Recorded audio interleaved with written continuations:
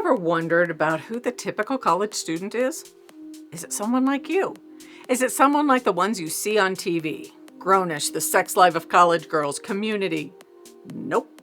Those works of art have cashed in on viewers and money as entertainment, not as a true depiction of the college campus.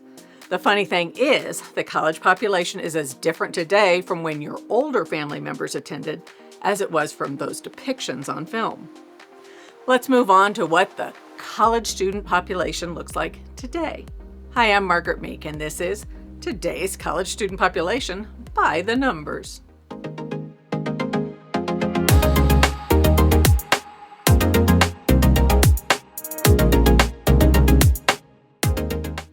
As I go through this information, see where you fall.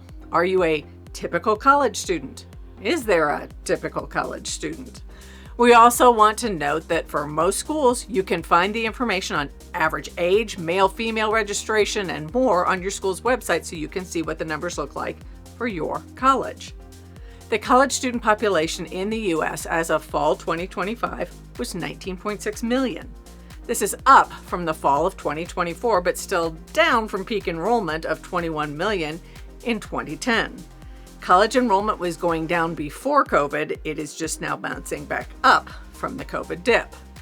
Oh, and by the way, there will be major dips in college enrollment in the next 2 decades starting next year. Why is that important? Because there will be fewer college students and fewer staff members will be needed, and college will have much smaller economic impact on their towns and states. And in many cases, colleges will close because they do not have the student population size to survive economically. Some general characteristics of the college student population statistics include, for those moving from high school to college, more than 45% go directly to a 4-year college, while about 17% enroll in community or 2-year colleges. 73% of enrolled students attend public colleges versus private schools. About 6% of college student populations are international students. This number is in flux due to the political climate. With a smaller international student population, colleges lose significant tuition income. More women than men are attending college. In fact, there are at least 2.4 million more women than men in colleges, with a gender split of 60% women and 40% men. 9% more female students move from high school into college the fall following graduation. Men are also less likely than women to graduate from college. This gender gap has continued to grow over the last few decades, and the gender gap is even larger in the Black and Hispanic communities. 62% of high school students attend post-secondary schools. The average age of college students is 25. While you may look around your classroom and not see individuals who skew the age up, they are prevalent in colleges of all types. The skew comes in part because there is a part-time student population that is working and going to school at the same time. The average age is even higher in community or junior colleges. The age is also raised by those who leave college before graduation, take a break in their education, and then return to finish their degrees. 67% of college students attend as full-time students. 50% of students are first generation. The parents of these students did not participate in college. 5% have served in the U.S. Armed Forces. Financially and not surprisingly, the majority of college students come from zip codes that correspond to more prosperous neighborhoods. 44% of college students are financially independent from their parents. They pay for school themselves through scholarships, grants, savings, and employment. 80% of college students work. 30% of those are full-time employees taking classes on the side. 22% of students reported low or very low food security within the last 30 days before the survey. 7% of 4-year students experienced homelessness in that same period. 41% of students qualify for a Pell Grant through their FAFSA submission. This is up from 34% of students just a few years ago. 18% of students have children or other dependents. Statistics around racial identity show that, as a general rule, 42% of students identify as non-white, which includes 21% of students identifying as Hispanic. 13% of students consider themselves to be Black or African American. 7% are of Asian or Asian American identity.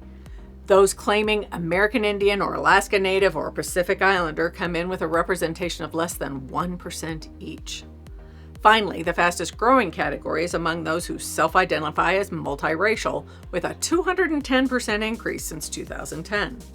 In the fall of 2024, the American Council on Education conducted a survey in which 82% of incoming freshmen identified as straight. This is down 11% from the 2015 survey of freshmen. And in the category of "it makes sense," 56% of those who identified as outside the binary male-female definition indicated that state politics was important or very important to their college choice. When it comes to online courses, 73% of students believe online programs are more than adequate for gaining knowledge. In response, 32% of institutions have fully incorporated online learning. More and more colleges are adopting online coursework into their curriculum. The most popular form is hybrid, with some courses taught in person and others online. Another trend in online education is earning micro-credentials. These courses and certificate programs demonstrate a student's ability to quickly improve their professional skills. It should be noted that certificate programs or micro-credentials are available online and in some cases in person. Check for programs offered in your local area to find in-person education. A search for online programs will show that they are readily available. Many are free, and top-tier colleges offer a large number of these courses. One last word on the online learning component. Artificial intelligence is trying to find its place in education. Some instructors and students use it well. Many, if not most, do not. Keep a watchful eye on the role AI is playing in your education. Personal life statistics show that 60% of students feel lonely. 38% of undergraduates experience moderate or severe depression symptoms. Luckily, this is down 6% from the same survey 2 years ago. Work hard to find your people and work for your happiness. Manage your stress and bring people into your sphere so you have support no matter the challenges you face. One last area we will highlight is the majors being pursued. In four-year colleges, 54% in fall 2024 were declared business majors. 4% were pursuing majors in liberal arts and sciences fields. 3.5% of students wanted a degree in computer science and technology. And engineering attracted 3% of the student population. For two-year schools or community colleges, the focuses are a bit different. 15% of students are studying liberal arts and sciences majors. 8% are pursuing the healthcare field. 5% are working toward a business degree. And 2.3% of students are in the computer science and technology field.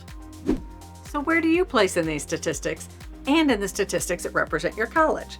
While it is interesting and informative to know who is around you as you are learning, we do caution you that the work you are doing and the alliances you are building are more important than who makes up your college's student population.